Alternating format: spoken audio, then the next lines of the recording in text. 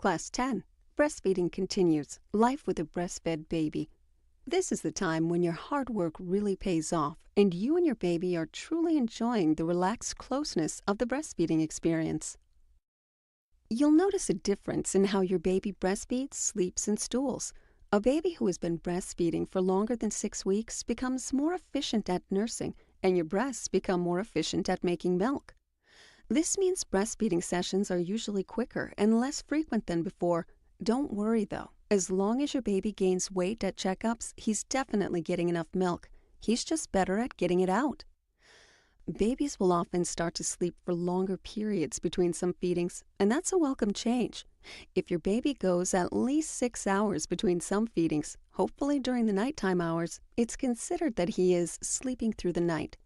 So if a baby nurses at 10 p.m. and sleeps until 4 a.m., most lactation professionals consider that stretch to be sleeping through the night.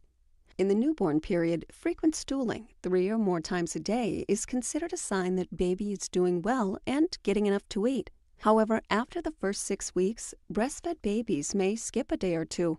Some may even wait a week or so between bowel movements. No need to worry. It's normal. Exclusively breastfed babies don't get constipated. Even though they may strain when going, the bowel movement remains soft and easy to pass. Experts agree that exclusive breastfeeding for the first 6 months of life provides the most protection from illness. Breast milk has all of the essential components, calories, and nutrients for optimal growth of baby's brain and body. Exclusive breastfeeding means no formula or solid food supplements. The next 6 months is the time to introduce other foods into the baby's diet. Breast milk, however, remains the most important food for your baby throughout the first year.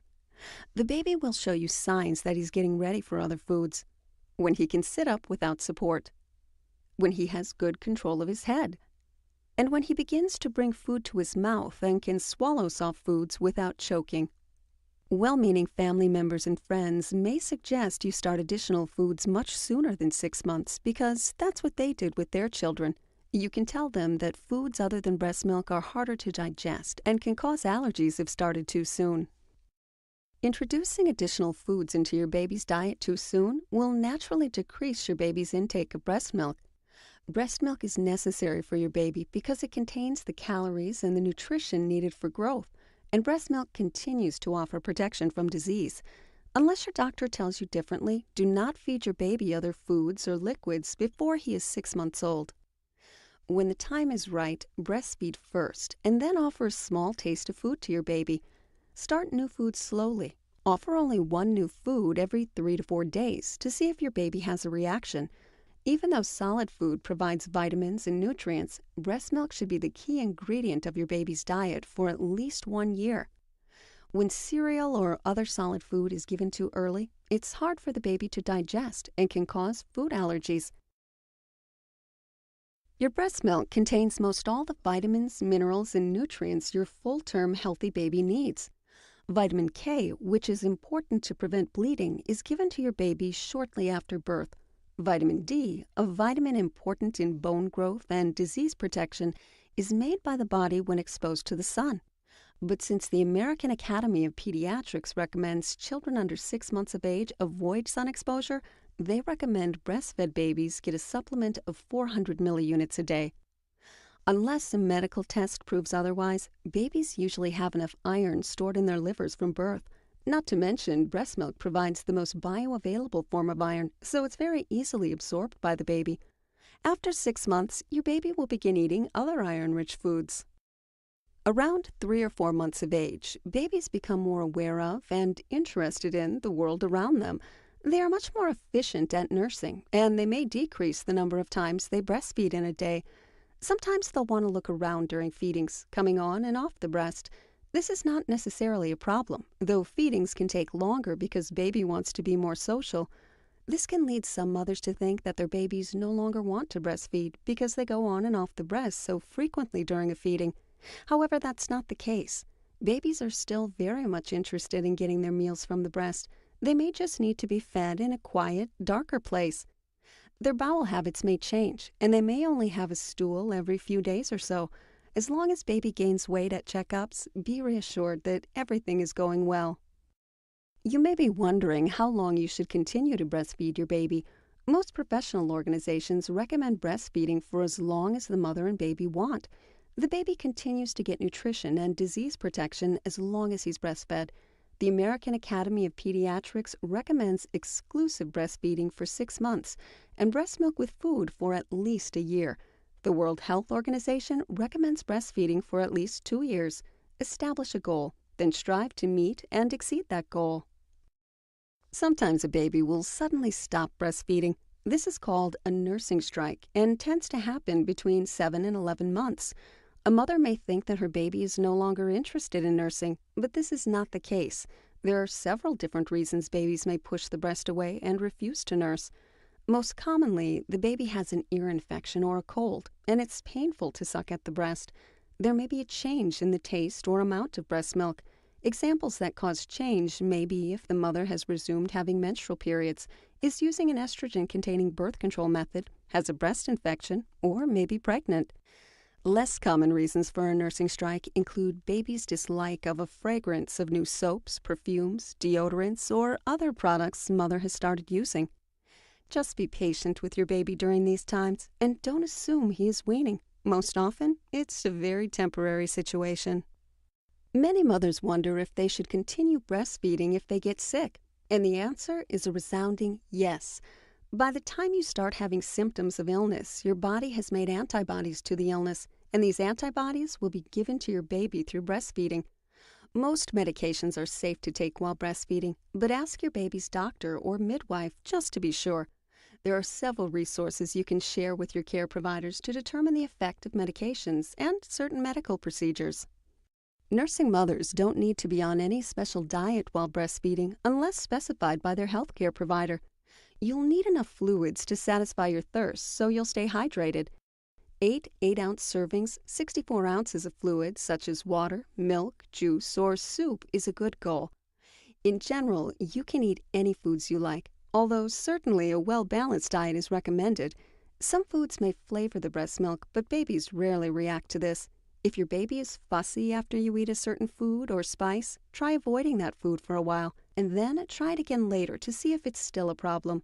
A nursing mother can safely drink moderate amounts of caffeine, about 2 8-ounce cups of coffee per day.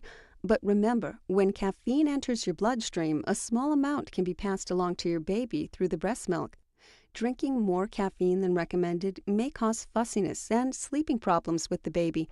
If your baby reacts to even 1 cup a day, you may need to switch to decaf.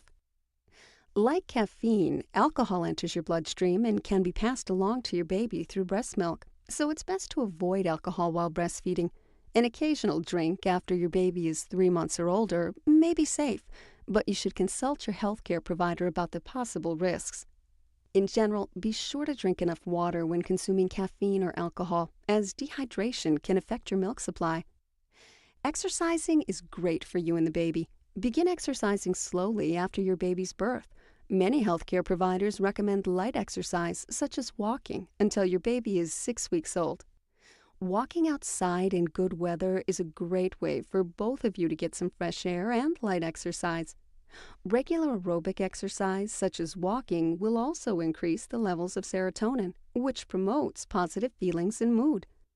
Aerobic exercise 5 or 6 times weekly can increase lean muscle mass and improve cardiovascular fitness of mothers. Some studies have shown an increase in prolactin, the milk production hormone, with exercise.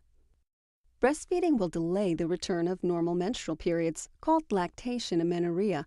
This delay helps to keep extra iron in your body.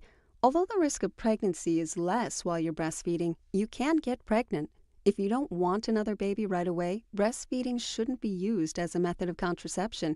You are less likely to get pregnant while breastfeeding if your baby is less than 6 months old and you're breastfeeding exclusively, which means you're not giving your baby any formula, and you haven't yet had a menstrual period.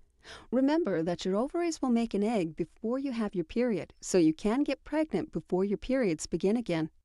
Discuss your birth control choice with your doctor. Barrier methods, condom or diaphragm, progesterone-only pills or shots, and IUDs have all been shown to be safe and effective. The weaning process begins whenever anything other than breast milk is added to your baby's diet. It continues until breast milk is completely replaced by other foods. Ideally, weaning occurs when you and your baby are ready. It's important to wean slowly, over several weeks or months. Remember that for you and your baby, breastfeeding has been more than just feeding. It has provided comfort, togetherness, and love. If for some reason you need to actively wean your baby, replace one daily breastfeeding every 3 to 5 days with solid foods or formula, depending on his age, until weaning is complete. Be patient with your baby or toddler, as he'll be fussy. Give him lots of extra love and cuddling during this time. A toddler can often be distracted with a favorite food, games, or other activities. Expect some milk production to continue to occur for 6 to 12 months after weaning. Breastfeeding has provided a special time of closeness for you and your baby, and has provided the best start for a relationship which will last a lifetime. Your milk is uniquely suited to the needs of your baby and continues to provide protection long after breastfeeding has stopped. Research has shown that the longer a mother breastfeeds her baby, the more protection she and the baby receive. But it's important to remember that no matter how long you breastfeed or provide your expressed milk, every drop is precious and is a cherished gift to your baby that no one else in the world could provide.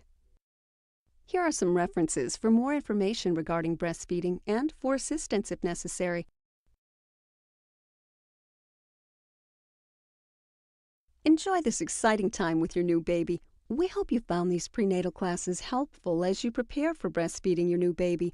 You're encouraged to revisit these classes again during the pregnancy and after your baby arrives. You've educated yourself about breastfeeding, understand the benefits, and learned helpful hints for breastfeeding. You're off to the best possible start, which will help you keep the connection with your new baby.